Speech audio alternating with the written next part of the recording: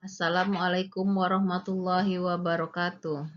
Perkenalkan, saya Rosyita Dewi dari kelompok 3 akan memaparkan tahapan operasi dan maintenance dalam proyek pembangunan gedung dan kawasan kantor Kementerian Koordinator 3. Bab 1 Pendahuluan. Latar belakang. Adapun latar belakang yaitu suatu proyek konstruksi tidak bisa lepas dari tahap operasi dan pemeliharaan. Karena pada tahap ini merupakan fase krusial yang memastikan keberlanjutan fungsi, kinerja, dan nilai aset suatu bangunan konstruksi yang dibangun dalam jangka panjang. Hal ini juga berlaku untuk gedung dan kawasan kantor Kementerian Koordinator 3 yang baru selesai dibangun. Adapun tujuan dari paparan ini akan menguraikan tahapan penting dalam operasi dan pemeliharaan pekerjaan konstruksi berdasarkan prinsip-prinsip dalam pengawasan mutu bangunan gedung. Ruang lingkup meliputi aspek-aspek utama dari pemeriksaan, pemeliharaan, pengawasan, uji coba commissioning, serah terima pekerjaan hingga pengelolaan cacat mutu. Definisi dan urgensi operasi pemeliharaan.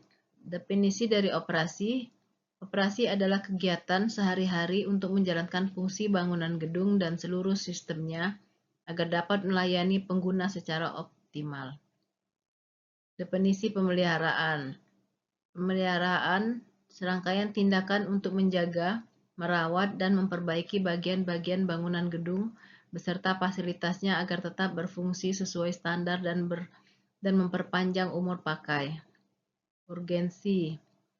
Dalam hal ini urgensi yaitu menjamin keselamatan dan kenyamanan pengguna, mempertahankan nilai investasi bangunan, mencegah kerusakan besar dan biaya perbaikan yang tinggi di kemudian hari, memastikan kepatuhan terhadap peraturan dan standar yang berlaku. 4. Pemeriksaan pemeliharaan bangunan gedung. Masa pemeliharaan konstruksi merupakan periode setelah penyelesaian fisik proyek di mana kontraktor masih memiliki kewajiban untuk memperbaiki cacat atau kekurangan. Pemeriksaan dokumen perencanaan yaitu meliputi pemeriksaan gambar atau as-built drawing.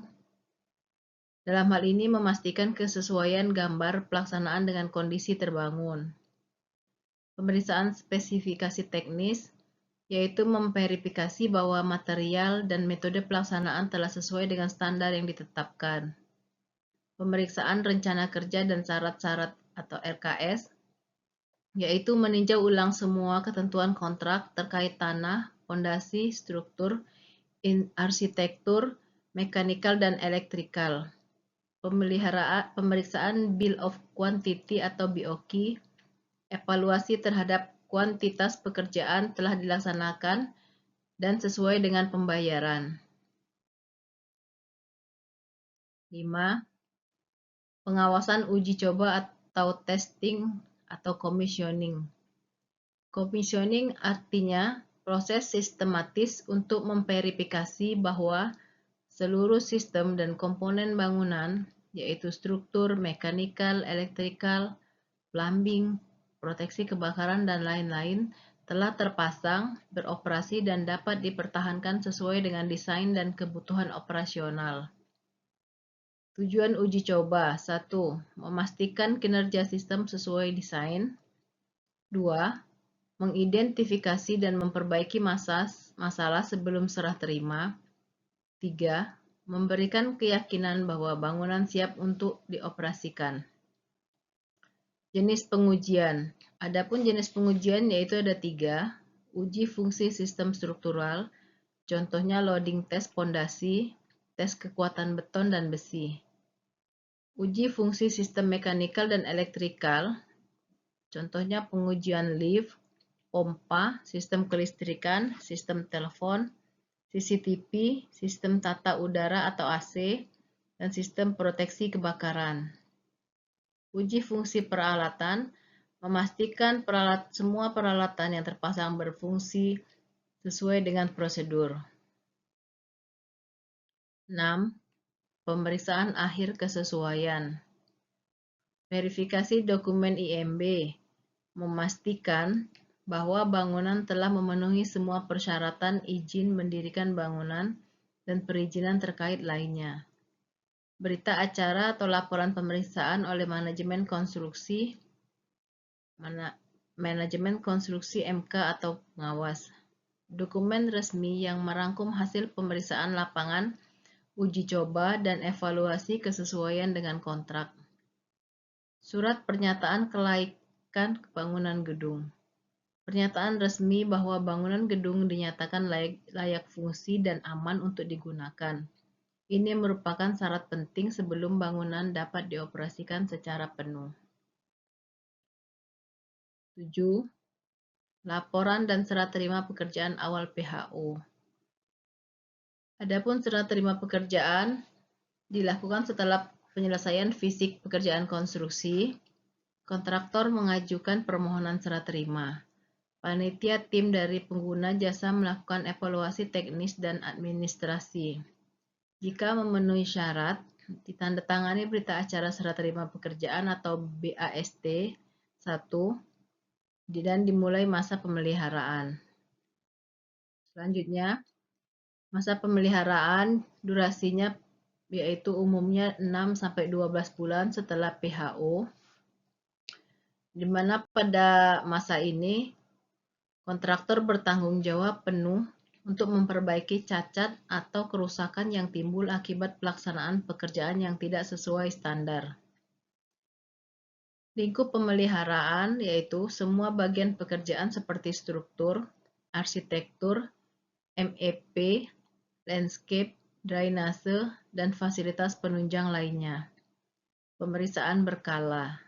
Pemeriksaan berkala dilakukan oleh pihak pengguna jasa atau konsultan pengawas untuk memantau kinerja bangunan dan mengidentifikasi potensi masalah.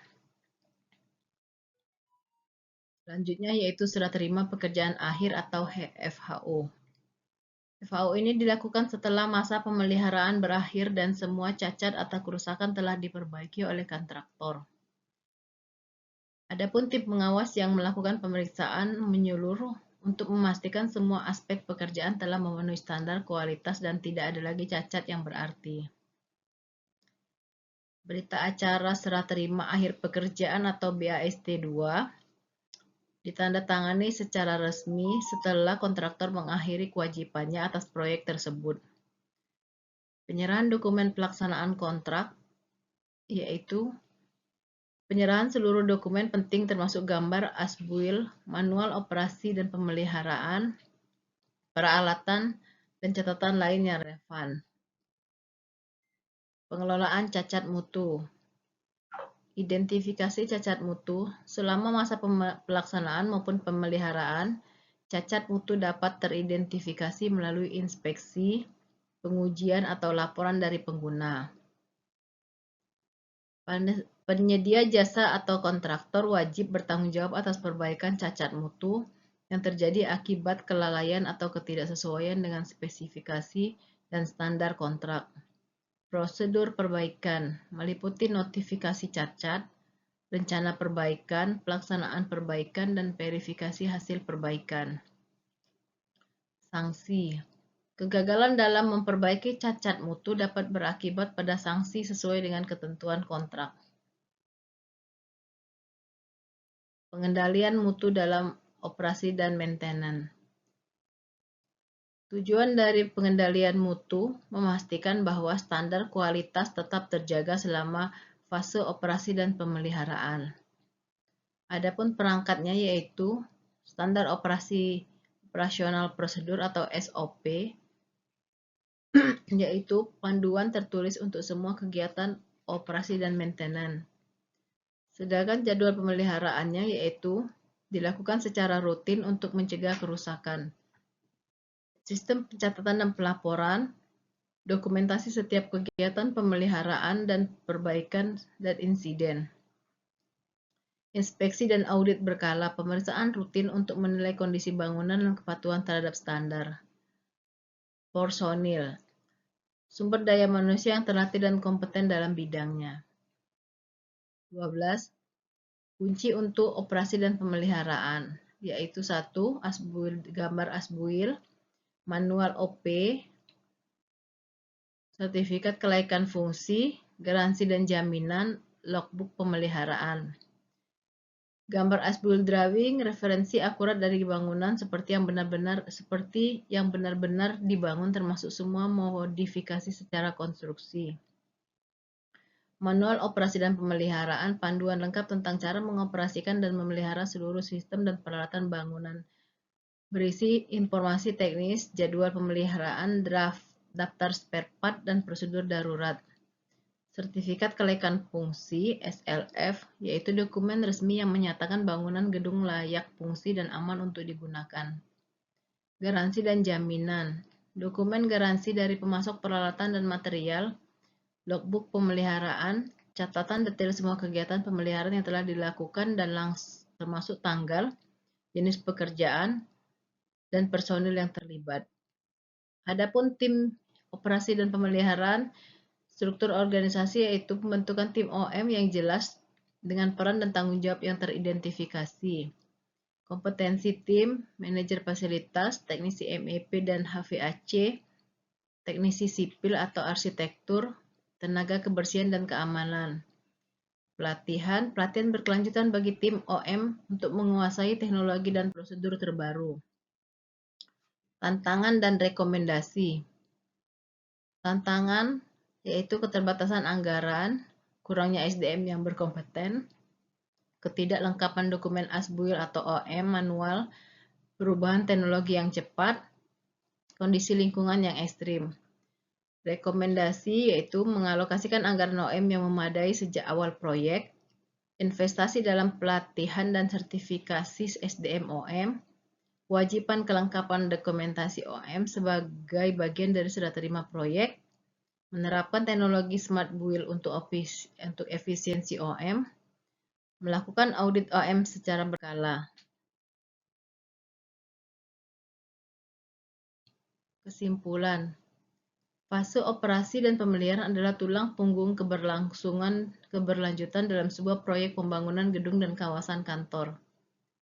Dengan perencanaan, pelaksanaan, dan pengawasan OM yang efektif, usia pakai bangunan dapat diperpanjang, biaya operasional dapat ditekan, dan kenyamanan serta keamanan pengguna dapat terjamin.